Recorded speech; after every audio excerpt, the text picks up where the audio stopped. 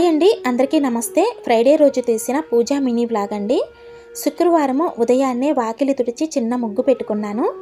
గురువారము పూజా సామాను, దేవుని ఫొటోసు, విగ్రహాలు అన్నీ కడిగి తుడిచి బొట్టు పెట్టి అలంకరించి పెట్టుకున్నానండి. నార్మల్గా అయితే ప్రతి గురువారము పూజా సామాను మాత్రమే శుభ్రం చేసుకుంటాను. ఆటంకం వస్తే మాత్రం పూజా సామాన్తో పాటు దేవుని విగ్రహాలు, ఫొటోసు అన్నీ కూడా కడిగి తుడిచి బొట్టు పెట్టి అలంకరించి పూజా మందిరంలో పెట్టుకుంటాను. ఎప్పటిలాగే ముందు తులసి పూజ చేసుకొని తర్వాత ఇంట్లో పూజ చేసుకుంటున్నాను.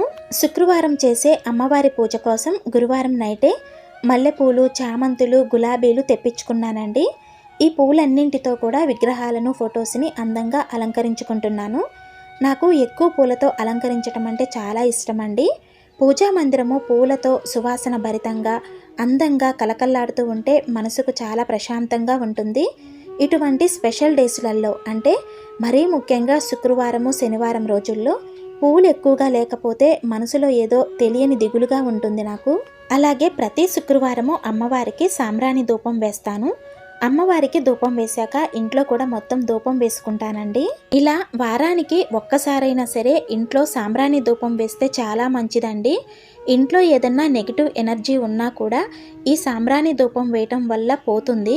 ఈ రోజు నైవేద్యంగా పెట్టడానికి ఇంట్లో ఫ్రూట్స్ ఏమీ లేవండి. అందుకని అమ్మకి పాలల్లో చిన్న బెల్లం ముక్క వేసి అమ్మకు పాలనైతే నైవేద్యంగా సమర్పించాను.